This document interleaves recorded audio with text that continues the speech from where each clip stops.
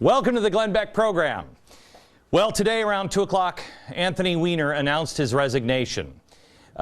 This is a man that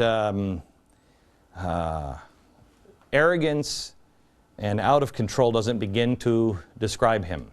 Sending naked pictures of himself, texting porn stars, even driving around with a car with a license plate that wasn't the right license plate for the car. The car wasn't even registered. This guy was totally out of control. He's an elected official who also last year tried to use the full power and force of the United States Congress, and did, to go after me and this program and my #1 radio client. He tried to shut my business down for political purposes. He tried to smear me and my client with the power of the Congress. He did so by using a bogus narrative that somehow or another I was committing ethics violations, while he was looking apparently into the porn ethics, etc., etc. This was a man who was in the midst of sending naked pictures of himself from the congressional gym to strangers while trying to smear me. It would be easy today for me to celebrate his exit.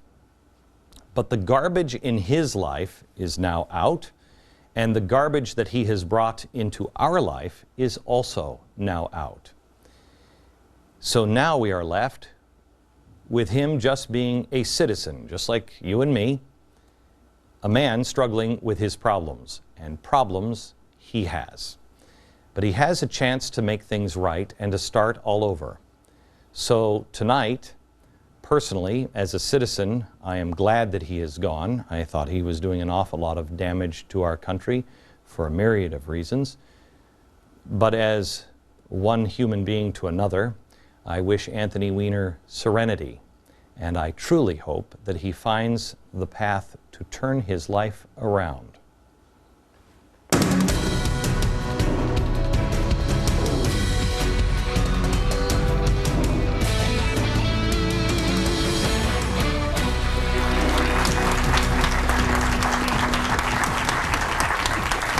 I said to my daughter today, I was sitting on the couch in my office, my daughter popped in and she said, "How you doing today, Dad?" And we watched this Anthony Weiner thing, and I said, "You know what?" She said, "What are you going to say today?" And I said, "I'm going to do the right thing, but I want you to always remember this, Hannah." She said, "What?" And I said, "Doing the right thing really sucks a lot of the time, but it's the right thing to do." Hello, America. You know, I've got a really weird thing for you today. This program has baselessly alleged over the last 27 months that progressives have embarked on a 100-year campaign to chip away at the American culture, to undo everything that our founders have done, and one of the battlefields in that war is the classroom. That way, suddenly, America would wake up one day, they would know nothing about the founding history of our country, and we would be a country that would be lost. What crazy accusations. In a completely unrelated story, the annual study of American history, the nation's report card, has just been released. Told you a little bit about this yesterday. Only 20% of fourth graders performed at or above a proficient level. They didn't even know what the Declaration of Independence was. Eighth graders, it was worse. Only 17% performed at that proficient level. And for 12th graders, 12%. We went over some of the questions yesterday, and it is stunning how little our kids know. You cannot be a country, you cannot survive if you don't even know your own history. Now, baselessly, I charge that this is intentional, partly. I mean, what better way to finally achieve the progressive dream of abandoning the Constitution, which they feel is a charter of negative liberties, than to make it old, antiquated document that nobody knows anything at all about. But I said it's partly a progressive agenda. Let's not just single out the progressives or the teachers or the kids or anything else. Hello, we are part of the problem as well. Because most of us aren't much better. We have taken our freedoms for granted for so long, we've lost our passion for it, because all we really do when we were kids is memorize dates. Who cares? Not the stories, and the stories are what is the important part. The adults have been caught on video now, put together by the Media Research Center. They're out front of the White House, and they were asked, can you tell us a little bit about our country? Really, really easy question, like, who's the Vice President of the United States? Watch us. Who is the Vice President of the United States? It's that crazy guy who doesn't know much. The crazy guy who doesn't know much. Who is the Speaker of the House? Speaker of the House, I know it's not Pelosi anymore. I know the name if I heard it, but I don't recognize it at the moment. I don't know. I don't know any of this stuff. Okay. Nope. Oh, the crier. The guy who cries all the time. The guy who cries all the time. Can you name one other member of the U.S. House of Representatives? The most famous one at the moment, Anthony Weiner. How sad is that? They could name Anthony Weiner, but they couldn't name Joe Biden or John Boehner. For a minute, I was like, no, I'm not the Speaker of the House. And then I went, oh, that's right, John Boehner cried too, that's right. In fairness, to the Vice President, I mean, Obama has to keep Joe Biden locked into a closet or an undisclosed location for at least 78% of the year for national security purposes alone. You let that guy out for 5 or 10 minutes, and the next thing you know, he's having drinks with Ahmadinejad, and he's giving away nuke secrets. So you've got to keep that name down. Is this a lack of education and a lack of interest in our nation's past? I'm speaking as a whole because I know you are engaged. You wouldn't have made Road to Serfdom a #1 bestseller if you weren't interested in history. Many Americans are. But the media can just bash Sarah Palin. The public can bash Sarah Palin for her remarks on Paul Revere, and nobody says anything because nobody knows the truth. A couple of weeks ago, they called Sarah Palin stupid, and every other name in the book. It's not new to the Palins. They're used to it, I'm guessing, by this point. But historians were immediately asked about this. Yes, believe it or not, this is the story, and one of the only stories the press ruthlessly investigates. Sarah Palin. Well, they pointed out, the historians did, a 1798 letter written by Paul Revere, where he describes how after his capture by the British officers, he warned that there would be 500 Americans there in a short time for, quote, I had alarmed the country all the way up. That's what Sarah Palin said he did. Several Boston historians said, you know what, Palin's correct. One Boston University historian, Brendan McConville, listen to this, said, basically, when Paul Revere was stopped by the British, he did say, look, there's a mobilization going on that you're going to be confronting. And the British are aware as they're marching down the countryside, they hear church bells ringing. She was right about that and firing warning shots. That's accurate, end quote. But wait, there's more to this story. Despite the historic evidence on her side, he added that he wasn't convinced that Palin remarks reflected scholarship. Quote, I'd call her lucky in her comments. Really? What a lucky stab in the dark, huh? Others weren't quite as kind. One historian, even with the matching letter and Sarah Palin's comments, then went on to not only discredit her, but also said he wasn't sure that Paul Revere was telling the truth. So the historians put you in a position to where they're saying, for political reasons, no, you can't listen to even the guy who wrote the letter, the guy who the story is about, Paul Revere. You got to listen to us. We know better. They're so desperate to mock and trash for political purposes that they are willing to distort and ignore political facts for political gain, or historic facts for political gain. They also bashed her when she told a Tea Party crowd, party like it's 1773. The media, of course, thought she was referring to the Declaration of Independence, which of course was signed in 1776. And it has become an accepted Palin gaffe. But if people knew their history, they would have turned on the media a lot earlier. They would know that she was referring to the Boston Tea Party, talking to a Tea Party, telling them to party like 1773, which is the year the Boston Tea Party happened. The same thing happened when we, this program, talked about the 3/5 clause in the Constitution, and when Michelle Bachmann was assailed for saying that our forebears fought against slavery. We're no longer teaching the truth in America, and the truth is so clear. You want the 3/5 clause? Go back and read Frederick Douglass.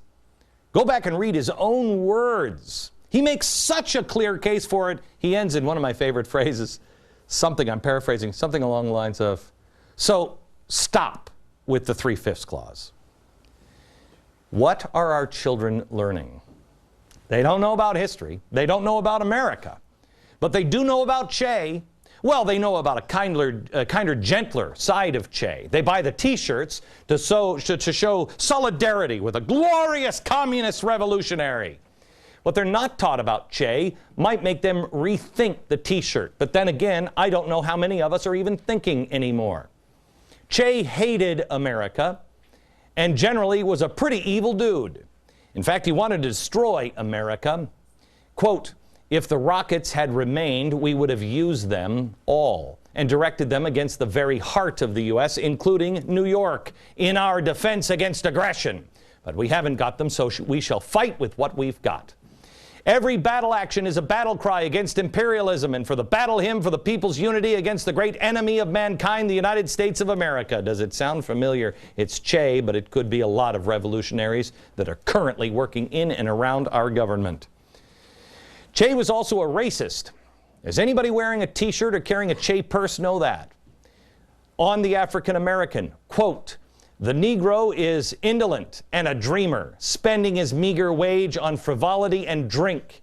The European has a tradition of work and saving. He was a murderer. Quote, to send men to the firing squad, judicial proof is unnecessary. These procedures are archaic bourgeois detail. This is revolution.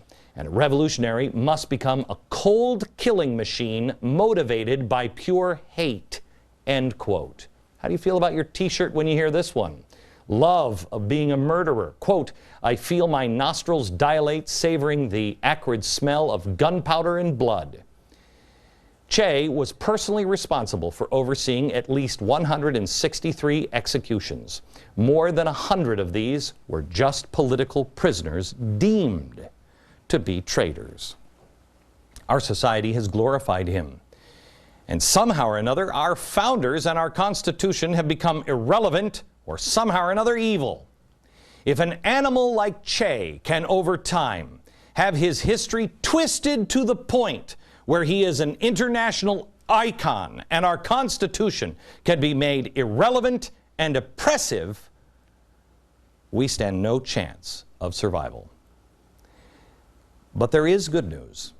America is waking up. Sanity isn't completely dead.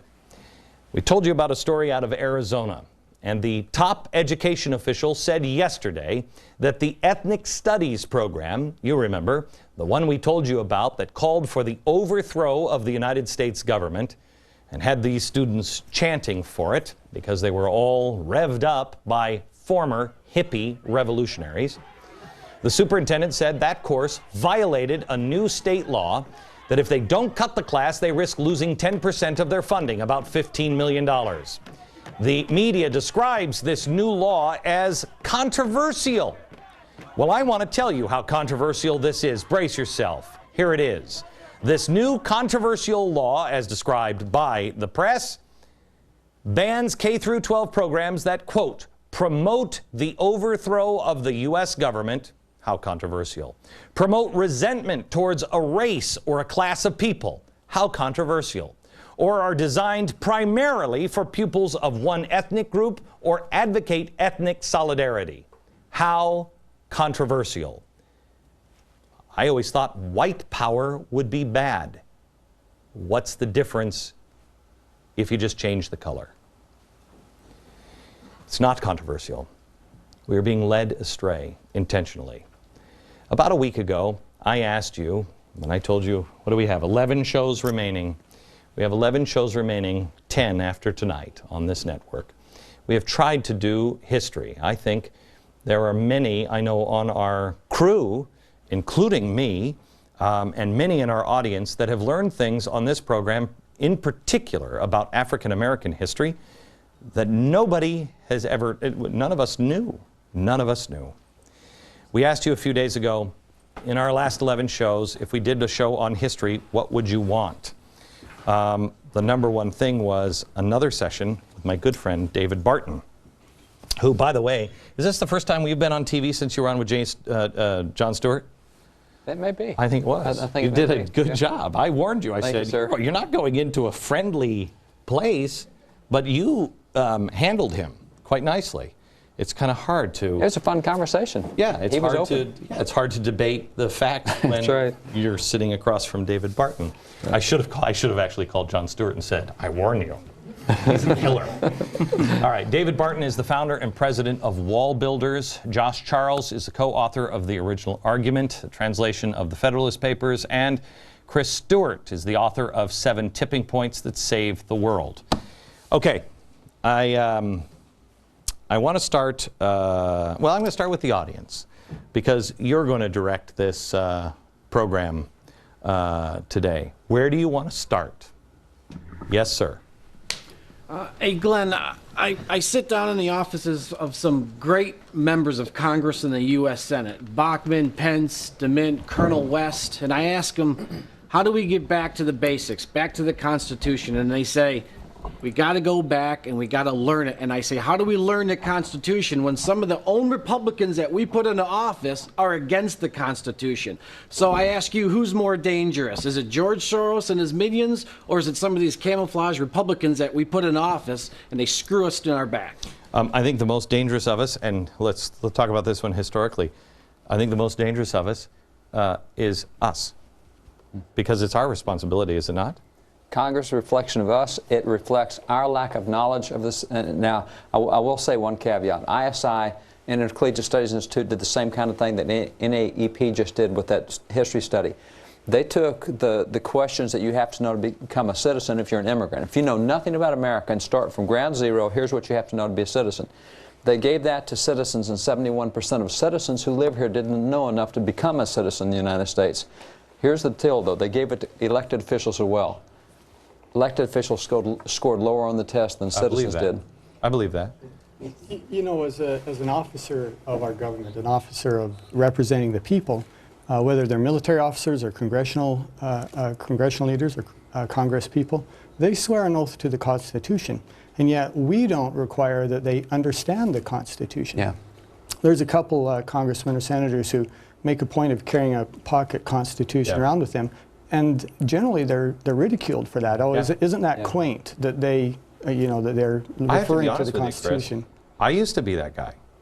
I used to be that guy who used to make fun of people who said, "Oh, gee, we're a republic, not a democracy." I'm like, give it a rest. Yeah. It does make a difference. I used to be the guy who ridiculed people who walked around with a pocket Constitution, because you immediately think pocket protector. You're like, oh. Well, hello, Mr. Geek. Yeah. How are you today? But you know what? That's all we have. We were talking on the air. Josh was on the air with me on radio today, and we were talking about, we call it now the good and plenty clause that John Conyers said. I don't remember what he actually... General welfare clause. Right. Yeah, the general welfare clause. Yeah. And we were at the time saying, I don't even know where that is. Yeah. I don't even know where that doesn't exist. He didn't even know the Constitution. Yeah. When we were talking about the 2,000-page bills, the Federalist Papers, what do they say about basically 2,000-page bills?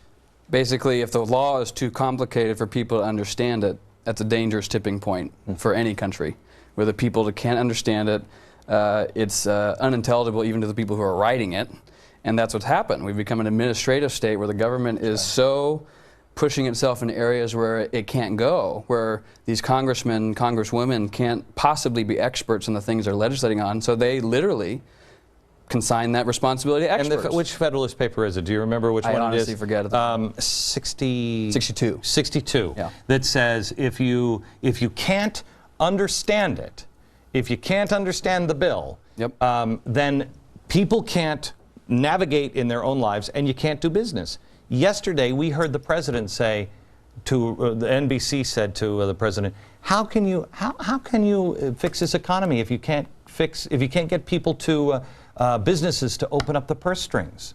And his response was, "Well, we have a lot of complex things going on, like, for instance, ATM machines." ATM machines? That's it? Like it's Rosie the Robot out dispensing cash. That's not it. It is in the Federalist paper, number 62. Read it. He says, was that Madison? That was Madison. Madison. Yes. He says in that, if the law becomes so complex that nobody understands it, business won't be able to do business because they'll be trying to figure out the laws and they won't be able to move forward. It's our fault. We have to study it and hold their feet to the fire. Back in just a second.